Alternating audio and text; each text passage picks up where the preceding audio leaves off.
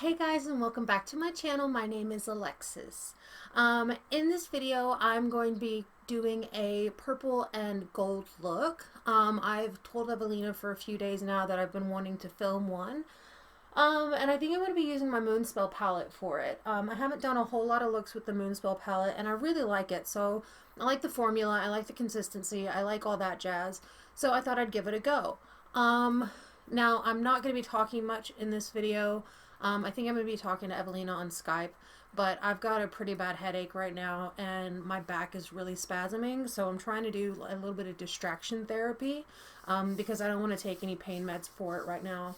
So, yeah, basically that's the intro.